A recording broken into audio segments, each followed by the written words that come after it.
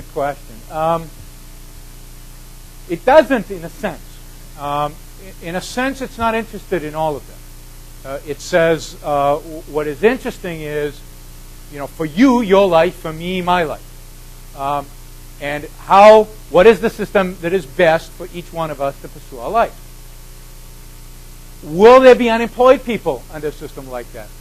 Maybe. I think a lot fewer than are today. But whose problem is that? Is the fact that they're unemployed. It's their problem.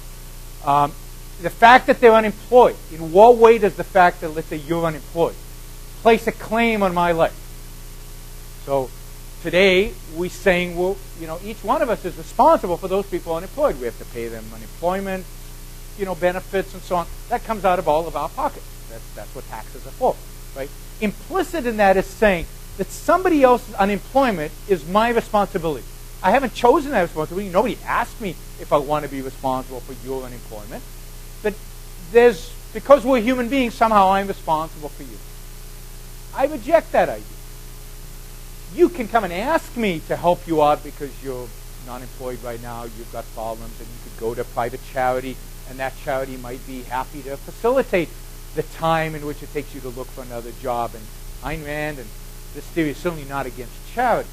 But what it is against is the idea that I have an unchosen, I have to feel guilty. I have to somehow, I am responsible for your life, and therefore you have the right, you as a group have a right, to take my money and give it to somebody else. So while I believe that unemployment would be significantly lower, close to zero in my view, and partially because there was no unemployment insurance, the motivation to work would be very high. I also think that if you did away with minimum wage laws, there'd be a lot more people employed, because one of the reasons people are not employed is because of minimum wage laws. Some people are worth, to a business, less than whatever the minimum wage is in a particular region, $10, $15 in some places. Santa Monica, I think it's 15. Some people are worth less than 10. So they're not going to employ them if the minimum wage is 10. They're just not going to hire them. But if you eliminate minimum wage, more people get into the job cycle, and enormous benefits of that. And then people who truly can't, there's private charity. What was the other one? Unemployment. Welfare would be the same argument. Because somebody is poor doesn't place a claim over my wealth. Just because I'm rich doesn't mean I owe anything. Again, somebody can come to me and say, I'm struggling, my house burned down, could you help me? And I would consider it. But they don't have a claim to pull out a gun. And that's what they're doing. Welfare is pulling out a gun and forcing me to pay. Just, you're not honest enough to pull out the gun yourself. So you're not willing to be a highway robber. So what you do is you hire the government to pull out a gun against me so you can get money. But that's basically what it is. And as long as 51% of Americans go along with that, that is, you get the power of the majority, then that's legal, and that's fine. And it's okay to rob me of my money to give it to somebody else. So public education is a wonderful example. If you have to mail a letter, and you have to get it to its destination the next day, and you have two options. You could FedEx it or UPS it, or you could go to the post office. What are you going to use? I bet you everybody here is going to use FedEx, right? You're going to use FedEx. Why? Because just from a practical level, put aside anything else, just from a practical level, FedEx as a private company runs well. And you wouldn't want to give an important letter to the post office. Now take the most important value that you have in your life, your child. Your child's mind. And you're going to hand that? You wouldn't give a letter to the post office, but you'd hand your child's mind to a bunch of government bureaucrats who are the equivalent to the post office. They get paid the same way. They're unionized in the same format. They're structured in... And the result for most public education is about the same result as you get from the post office. It's pretty bleak. I believe public education is an awful instrument of the state. It's inefficient. It's unproductive. And again, it's immoral in this sense. It's against placing a claim on me to get your kids educated. If you want to get your kids educated, why shouldn't you pay for them? There are plenty of couples that don't have children. Yet, their taxpayers are paying for our kids to get an education. Why should they? Now, again, if they want to, if it's part of their values, if they feel it's important, they can help a private school establish a scholarship fund and help, poor kids come to the private school. There are lots of ways in which people with no kids can participate in a private educational method. But I think the best thing that could happen in American education is to privatize every single public school in America. Sell it. Create competition.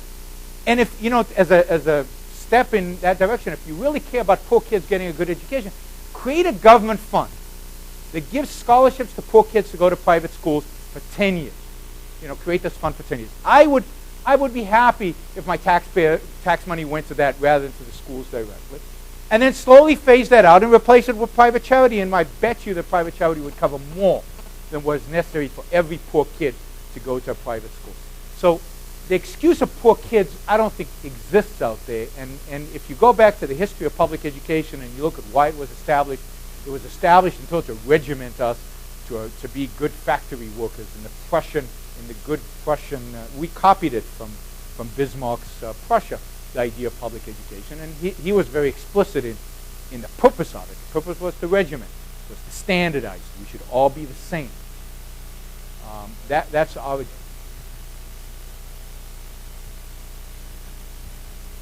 Because, it wouldn't necessarily be, any particular charity wouldn't be necessarily in any particular person's self-interest. But I, for example, love kids. I get a huge amount of personal satisfaction from watching children at a variety of different ages thrive and succeed. Now, if you ask me, would you give $50 to charity and therefore not be able to send your kid to a good school and not be able to feed your kid, I'd say, I'm not giving a dime to charity. I'm going to take care of my kid first. But once I've taken care of my kids, once I've taken care of a standard of living that I'm happy with and I have additional wealth, I'd be happy to give it to children because those are my values.